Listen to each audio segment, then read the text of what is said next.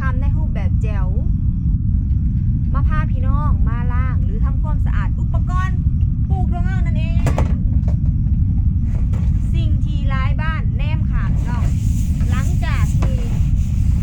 เขาเอาปลูกของเขาเก็บเกี่ยวถั่วงอกแล้วเขาก็ต้องทำความสะอาดอุปกรณ์ของเขาให้สะอาดเนาะเพื่อจะได้กำจัดพวกขาเชื้อนั่นเองพี่น้องนี่ลองเลยเด้อผู้ใดที่แบบว่าโค้งใดที่ยังบ่ทันได้ล้างหรือเราทำความสะอาดด้วยน้ำยาล้างจานหรือว่า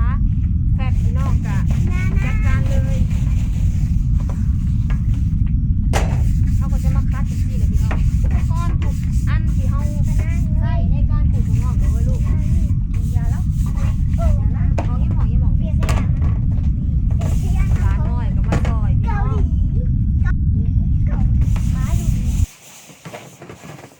อย่าแนมขามเด้อพี่น้องเด้อสิ่งนี้สำคัญหลายถึงว่าเขาจะปลูกใส่น้ำหรือว่าพ่อแต่น้ำก็ตามพี่น้องเพราะว่าเขาปลูกในพื้นที่เก่าๆเนาะเชื้อโรคเชื้อแบคทีเรียต่างๆนะมันก็จะอยู่สะสมมักมมอยู่พี่น้องสำหรับพวกไหนที่ยังแนมข่างกันฝากเลยเขาล่างแล้วเขาก็ไปตากแดดพี่น้องเพื่อขาดเชื้อแดดนี่สำคัญหลาย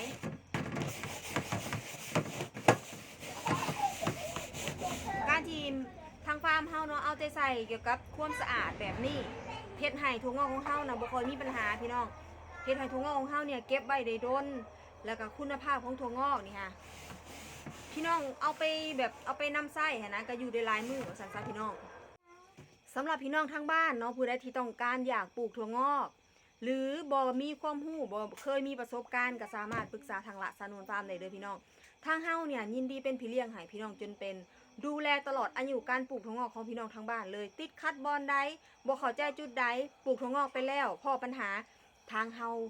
ให้คำแนะนำหรือว่าเป็นพี่เลี้ยงให้และทุกๆการส่งต่อพี่น้องเป็นประสบการณ์จริงที่ทางฟาร์มของเฮาได้พบพ่อมาแล้วเฮาจึงถ่ายทอดให้พี่น้องได้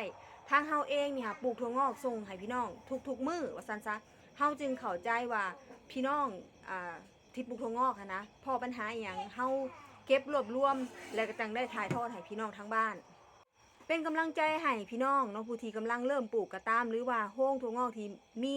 อยู่แล้วว่าซั่นซะเป็นกำลังใจให้ในสายอาชีพเดียวกันหากพ่อจุดใดหรือว่าต้องการอุปกรณ์ปลูกถั่วงอกด้วยระบบน้ำวนอัตโนมัติหรือว่าต้องการให้ทางฟาร์มของเฮาเนี่ยออกแบบระบบน้ำถิ่มให้ทางฟาร์มเฮาก็ยินดีพี่น้องและที่สำคัญทางฟาร์มเฮาก็ยังมีแป้งกันเชื้อราสีบัวอาหารเสริมขวดเดียวจบพี่น้องในถั่วแขกดำพม่าทางเฮาเนี่ยส่งตลอดทั้งปีเลยพี่น้อง